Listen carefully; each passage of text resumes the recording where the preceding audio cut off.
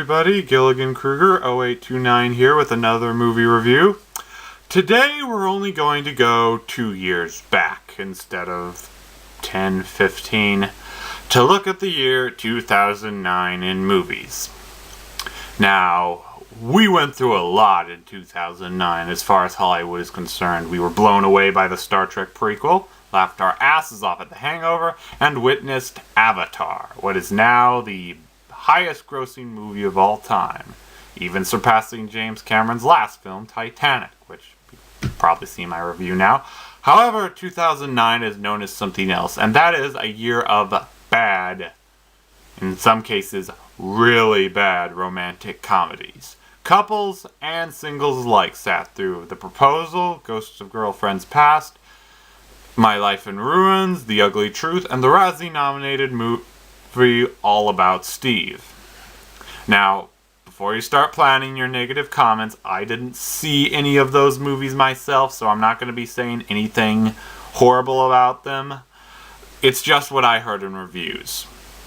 However, the romantic comedy genre wasn't completely destroyed that year, and it was saved through the eyes of an innocent little movie that I hadn't even heard about until I read it in a magazine, waiting to get my wisdom teeth removed in March of last year.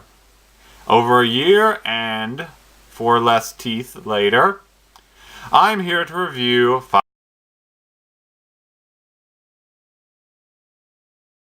Now, the movie starts by telling us that we're not in for your everyday love story that you hear from Hollywood movies. In fact, its actual quote is that the movie isn't going to be a love story at all, just a story of boy meets girl. We're introduced at the beginning to Tom, played by Joseph Gordon-Levitt. He's just been dumped by his girlfriend Summer, played by Zooey Deschanel. Now, as you can probably guess, when we first meet him, Tom isn't exactly taking this breakup so well. He's smashing glass plates at his friend's apartment. And it isn't until his 2 best friends and his little sister come in to talk to him that Tom finally reveals the story of his relationship with Summer. Now, that's only the first few minutes of the movie. The rest go into what has led up to this introduction. And it tells us how their relationship went through, starting with how they met, and just goes on through there. It's not all too much more than that. Now, while this plot sounds simple, this really is a very surprising romantic comedy. Deschanel and Levitt, in the scenes they have together, have very good chemistry. The supporting characters are funny, but the best thing about this is the story itself. It's not crafted like a regular love story is. We don't know what's going to happen next because we don't really even know if we're going to see what happens next. The movie switches to before, after, before.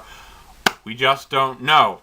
It's kind of good for the movie, I actually think, since most love stories follow a simple formula.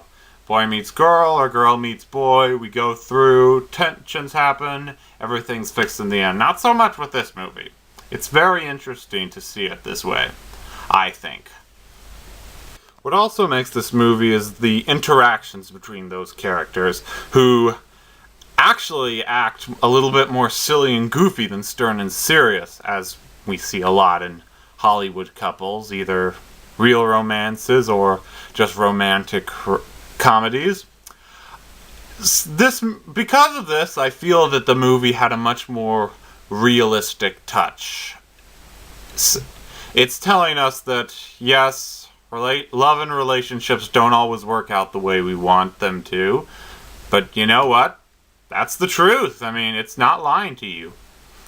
Another thing, see, I'm on a roll with this today, that I like about this movie is the pacing. I know I've said this before, but we don't know what's going to happen next. It could go one way or another. It kind of reminded me of a simpler version of one of my favorite romantic movies of all time, and that's Eternal Sunshine of the Spotless Mind, which was also a very well-received comedy. though I view it as more of a romantic movie myself. That's what the reviewers say. But both movies really play off of the unknown with relationships, and that's, I kind of thought was a strength. However, I think 500 Days plays off a little bit too much. Whereas, while the same reason that I liked the movie, it was also a little bit of a problem. That Eternal Sunshine, we kind of knew the order of things were happening. I'm gonna spoil it for you until you watch my next review of that, but 500 Days seems a little bit more random. It's kind of like a praise and a problem, which isn't really common for one thing to be the same, but it's something I noticed. Another small little problem I have with the movie is some of the scenes feel a little bit too awkward between the characters. They include sexual talk and innuendo, which I just didn't feel like that was necessary. I don't know why they had to put them in there, but give it to you, movie. Overall, though, I'm definitely recommending this movie because it's charming, it's sweet, it's different from your everyday romance. The characters are all good. I didn't hate any of them. The story is really well, and the direction is also very nice. It was directed by Mark Webber, who, as some of you know, is currently working on the Spider-Man reboot. And I think if he brings that same style that he did to this movie into The Amazing Spider-Man with James Garfield from The Social Network, he can really revive the genre, especially after the third Spider-Man movie. So, 4 stars out of 5 for 500 Days of Summer. You can find all my reviews on my YouTube channel. If you have a movie you'd like me to review, comment in this video or on my channel. And until then, peace!